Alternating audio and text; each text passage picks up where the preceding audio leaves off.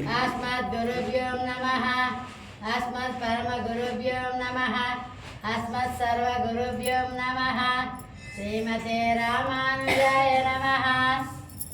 మనం చూస్తూ ఉండగానే తిరుపతి చెట్టు చివరి 2 పాసాలమ్మ శాస్మర పాసాలు అంటారు. 29, 30 పాసాలు. వీటిని వింజామర పాసాలు కూడా అంటారమ్మా. మనము చాలా విశేషంగా తెలుసుకున్నాము. మనం తిరుపతి స్కౌట్ గురించి చెప్తున్నాం కదా.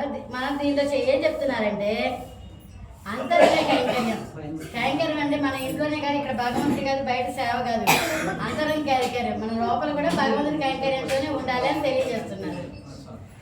నేను తిరుపతి స్కౌట్కి వెళ్ళగలనా. నేను స్కౌట్కి వెళ్ళినప్పుడు ఒక మంచి చాలా జీవితంలో మర్చిపోయే అనుభవం అంటే ఒకటి జరిగింది. కోయిల్ ఆల్వార్ తిరుమంజనం అని అది సంవత్సరానికి 2 సార్లు జరుగుతుందమ్మా. కోయిల్ ఆల్వార్ తిరుమంజనం అనేది 2 సార్లు జరుగుతాయి. మేము కరెక్ట్గా అక్కడికి వెళ్ళినప్పుడు, ఈ స్కౌట్కి వెళ్ళినప్పుడు వరాహస్వామి టెంపుల్లో మాకు వచ్చిందనమాట అక్కడ డ్యూటీ. అక్కడికి వెళితే 10-15 మంది వాళ్ళు వస్తారు మా వర్కర్స్ క్లీన్ చేయడానికి. కానీ మా అదృష్టం భగవంతుడు మాకు చేయించుకోవాలనుకొని వాళ్ళు ఒక అరగంట లేట్గా వచ్చారు. మేము 15 మంది ఉన్నాం. ఆ 15 మంది అక్కడ కొలం లోపల నుంచి బిందెలతో నీళ్లు తీసుకొని వచ్చి స్వామివారి కైంకర్యానికి ఇచ్చాము. స్వామివారి వస్త్రాలు అవన్నీ మేమే మడతేసామమ్మా. అక్కడ దీపరాలు అంటే అక్కడ మనం జస్ట్ అటు చూడటానికే మనం ఆ జనాలు తోపులాట అసలు వెళ్ళలేము. కానీ మనకి ఆ కైంకర్యం అనేది భగవంతుడు మనకి ఆ రూపాయలు చూపించారు. ఇంకా వరాహస్వామి అక్కడ దీపరాల సామాన్ అవన్నీ మేమే కడిగామమ్మా. అసలు ఎంత అదృష్టం అనిపించింది. వరాహస్వామి మాకు దర్శనానికి కట్టబట్టుద్ది. అలాంటిది ఆ కైంకర్యం మాకు ఉండబట్టి కోయిలాల తిరుమలప్పుడు మేము స్కౌట్కి వెళ్ళగలిగాం. అందుకని ప్రతి ఒక్కరికి ఒక్కసారైనా స్కౌట్కి వెళ్ళండి అని నేను అన్నిసార్లు చెప్తుంది. అంతే కదా, మనం ఎంత చేసినా భగవంతుడి కైంకర్యం చేస్తే ఆ ఆనందం అనేది రెట్టింపు కాదు, 10 రెట్లు ఉంటుందమ్మా. దీంట్లో మనం తిరుపతి గురించి మనం నేను చెప్పుకున్నాం కదా. మెయిన్ ముఖ్యంగా మూడే అమ్మా. స్నానం ఉంటుంది. భగవంతుడి పుణ్యనాలతో స్నానం చేయండి. ఎప్పుడు భగవంతుడిని స్మరిస్తూ ఉండండి. అలాగే పర అనే వాయిద్యం గురించి మనం చాలాసార్లు చెప్పుకున్నాం. అసలు పర అంటే ఏంటి తెలుసా? పరతంత్ర భావం.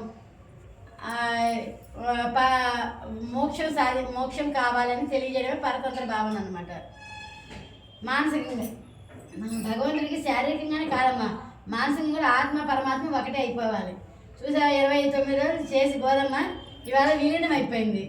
మనము ఎల్లుండి కనుమ పండుగ రోజు గోదా కళ్యాణం గురించి చాలా విశేషంగా చెప్పుకుందాము. కైంకర్యం స్వామి, మీ కైంకర్యానికి మాకు ఎటువంటి అడ్డు రాకుండా నువ్వే చూడు స్వామి, నీ కైంకర్య శక్తిని కూడా మీరే ఇవ్వండి స్వామి అని చెప్పి తెలియజేస్తున్నారమ్మా. పూర్తిగా ఆత్మ పరమాత్మ భగవంతుడు విలీనం అయిపోండి అని భోగి పండగ. భోగి అంటేనే భోగి అంటే భోగ్యంగా స్వామి అమ్మవారు కలిసిపోవడం అని అర్థం అమ్మ. అందుకనే ఇది భోగి పండగ అంటారు. భోగాలన్నీ అమ్మవారికి దక్కుతాయి భగవంతుడి వద్దకు చేరితే. అలాగే మనం కూడా అందరం ఇప్పుడు తిరుపతి వ్రతం చేసినట్టే కదమ్మా. 30 రోజులు మన సేవించిన జాతక పైన 30 రోజులు చక్కగా వింటున్నామా, చక్కగా గుడికి వస్తున్నామా గోష్ఠిగా.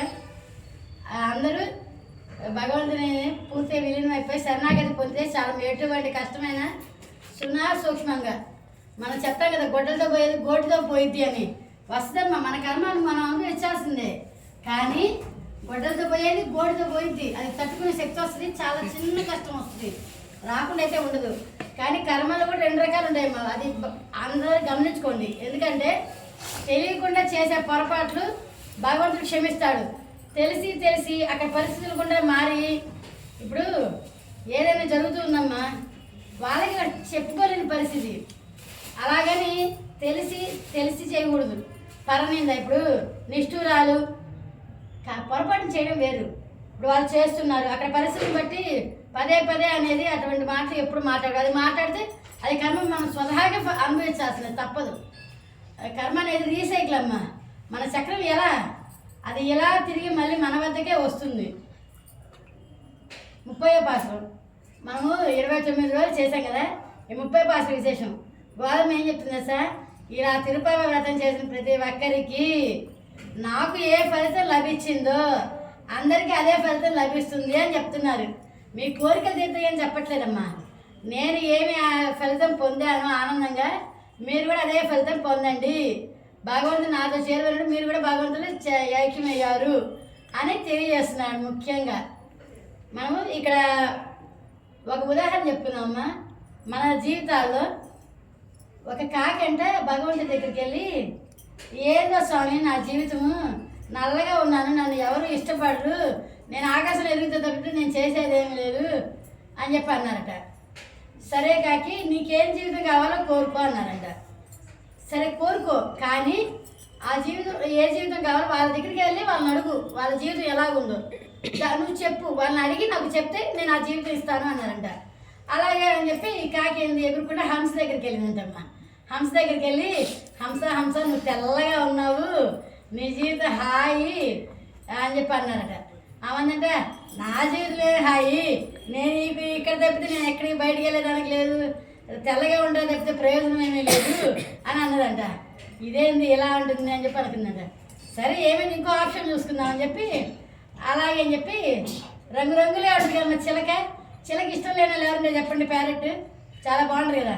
అలాగే అని చెప్పి వెళ్ళారట. చిలక దగ్గరికి వెళ్ళిందంటమ్మా.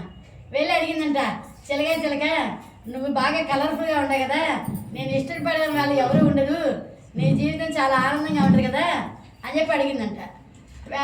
చిలకందంటే ఏం జీవితము, అందరూ నన్ను అంత జాంకాయ పెట్టి బోన్లో పెట్టేస్తారు, ఇదేంటి అదేంటి ఇదేంటి యక్ష ప్రశ్నలు వేస్తారు, ఒకవేళ వాళ్ళకి ఇష్టమైంది చెప్తే బాగానే ఉంటుంది, ఇష్టం లేదనుకో ఏంటి చిలక చెప్పింది, చిలక జోషం తప్పు అని చెప్పి అంటారు. అవునా, నన్ను ఎన్నో నిందలు వేస్తుంటారు, నన్ను బోన్లో పెట్టేశారు, స్వతంత్రంగా ఎరగడానికి కూడా నా జీవితము అని బాధపడిందంట. అయ్యో ఇదేంది కాకి ఈ మాట అనిందని చెప్పి సరే చూద్దాం ఇంకొక ఆప్షన్, ఇప్పుడు వాడికి నచ్చలేదమ్మా ఇంకో చోటుకి వెళ్తాం, ఇది నచ్చలేదు ఇంకో చోటుకి వెళ్తాం. అలాగే నెమలి దగ్గరికి వెళ్ళిందంటమ్మా. నెమలి చాలా అందంగా ఉంటుంది, జాతీయ పక్షి అందరికీ తెలుసు, చాలా అందంగా ఉంటుంది, ఆమెను ఇష్టపడిన వాళ్ళు ఎవరు ఉండరు చెప్పి నెమలి దగ్గరికి వెళ్ళిందంట. అంటేను నీ జీవితం హాయి, నీకు అడ్డుపడే వాళ్ళు లేరు, నేను ఆపే వాళ్ళు లేరు, హాయిగా ప్రశాంతంగా నువ్వు జీవితం గడుపుతున్నావు, నా జీవితం ఏముంది, నా ఈకలన్నీ పీకేస్తారు, పీకి వాటిని వాడుకుంటుంటారు అందరూ, నా జీవితం ఏమీ ఆనందంగా లేదు, నీ జీవితం హాయి అని అన్నదంట. అప్పుడు చెట్టు చివరి కావాల కాకి అనుకుంది, బాగా ఆలోచించి నిజమే కదా, ఇప్పుడు కాకి అడ్డే ఉందమ్మా, హాయిగా వెళ్తుంది, 4 గుంపుగా కలిస్తే శుభ్రంగా తింటాయి, తిరుగుతాయి, శుభ్రంగా ఎగురుతాయి, ఇంకా వాటిని ఎవరు అడ్డు చెప్పే వాళ్ళు ఎవరు లేరు కదా అని చెట్టు చివరికి ఆలోచించి భగవంతుడి దగ్గరికి వచ్చిందంట. ఏ కాకి నీకు ఏ జీవితం కాదన్నాడు. నాకు వద్దు స్వామి, నాకు ఏ జీవితం వద్దు, నాకు నా కాకి జీవితమే కావాలి అన్నారంట. ఈ కథ ఎందుకు చెప్పారంటేనమ్మా, ప్రతి ఒక్కరు గమనించండి.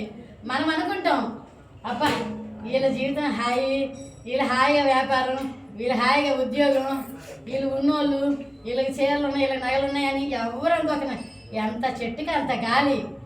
మనము చెప్పుకున్న చాలాసార్లు ఎంత ఉంటే ఎంత అహంకారం తొలగాలంటే మనం ఎంత కష్టపడాలి. అలాగే ఇంత గర్వం ఉన్న వాళ్ళకి అహంకారం తగ్గించుకోవడం రాజులకి మన ఉదాహరణ చెప్పుకున్నాం కదా.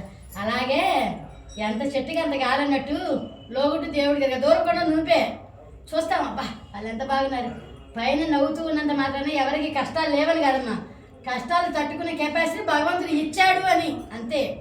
కష్టం లేని మనిషి అంటే ఎవ్వరూ లేరు. ఇంకొక మాట, మీరు ఎవరైనా మా కళ్ళలో ఇప్పుడు దాకా మా జీవితంలో నీళ్లు రాలేదు అన్న వాళ్ళు చేతులు ఎత్తండి. ఎవరు నిజమే కదమ్మా, సంసారము అన్నాక కన్నీళ్ళు ఆనంద బాష్పాలు ప్రతిదీ అనేది వస్తాయి. సాగరం అన్నాక కాలు తడవకుండా మనం సముద్రం దాటగలమమ్మా, లేదు. అలాగే కాలు తడవకుండా సముద్రము దాటలేము, కళ్ళు తడవకుండా సంసారము సాగలేదు. అది మెయిన్ అందరు తెలుసుకోవాల్సింది ఇది. వాళ్ళని చూసి అబ్బా వీళ్ళు ఇది అది ఏముంటుందమ్మా, ఎవరి దగ్గర భగవంతుడు ఎవరి భారం ఆయన కూడా చూసే ఏమో తట్టుకోగలదు అంటేనే ఇస్తారు ఆయన. ఇప్పుడు మనకు తెలుసు కదా ఎవరెంత మోస్తారు, ఇప్పుడు పిల్లలు ఉంటారమ్మా, ఎవరెంత బరువు వస్తారో మనకు తెలుసా తెలీదా? అలాగే భగవంతుడికి మనం చేసే కర్మను బట్టి మనం చేసే పనులను బట్టి మనకి ఏది ఇవ్వాలో ఆయనకి తెలుసు. ఒకరు మనం ఎప్పుడు ఒకరితో పోల్చుకోకూడదు. మనకున్న దానికి భగవంతుడు మనకి కటాక్ష ఇచ్చిన మాత్రం మనకు ఉంటుంది. అదొకటి ప్రతి ఒక్కరు గుర్తుపెట్టుకొని అన్వయించుకుంటే అందరి జీవితాలు సంతోషంగా ఉంటాయి. మెయిన్ ఈ ఒక్కడి వదిలేస్తేనమ్మా జీవితం అంతా చాలా ఆనందంగా ఉంటుంది. తెలుసు కదా ప్రతి ఒక్కరికి. ఎప్పుడు ఎవరితో పోలిక పెట్టుకోవద్దు. మనకి భగవంతుడు ఇచ్చిన అదృష్టం ఏంటి తెలుసా, మనం ఇక్కడికి వస్తున్నాం రోజు, మనం ఇక్కడికి రావడానికి స్వామి సహకరిస్తున్నారు, అవునా కాదా? మన కాలు సహకారం ఉండాలి. ఇప్పుడు ఎంత ఉందమ్మా, ఇక్కడ దాకా ఇది 3 సంవత్సరాల క్రితం నేను బాగలేనప్పుడు నాకు పూర్తిగా మాట పూర్తిగా పోయింది. మాధవి అని అనమండి డాక్టర్ గారు. మీకు వినిపించిందమ్మా? అలా మాట్లాడాను. అట్లాంటి పరిస్థితి అనమాట. అయినా పర్వాలే, భగవంతుడు ఎందుకు చేశారు. ఇప్పుడు ఎందుకు వచ్చింది గొంతు? భగవంతుడికి కైంకర్యం చేసుకోమ్మా. నువ్వు చెప్పమ్మా, నలుగురికి 4 మంచి విషయాలు చెప్పు. ఎందుకు చెప్తున్నావు అంటే చెప్పిందే పదే పదే. ఎప్పుడైనా ఏ మంచి విషయాలైనా ఒకసారి ఎక్కవేమో, 4 సార్లు ఎక్కవేమో, 10 సార్లు చెప్పామనుకో, ఇన్నిసార్లు చెప్తున్నావు దాంట్లో ఏదో మంచి విషయం ఉంది అని ఒక ఆలోచన అనేది, మంచి ఆలోచన అనేది ఏర్పడుద్ది. అందుకోసమని మన ప్రవచనానికి వెళ్ళినంత మాత్రాన్ని మారిపోతామని కాదు. 1-10 సార్లు విన్నామనుకోమ్మా, ఓ ఇలా చేస్తే మంచిది, ఇలా చేస్తే మంచిదని మన జీవితంలో మనమే మార్పుని తెచ్చుకుంటాం అన్నమాట. ఆండా తిరువడిగలే శరణం, ఆల్వా తిరువడిగలే శరణం.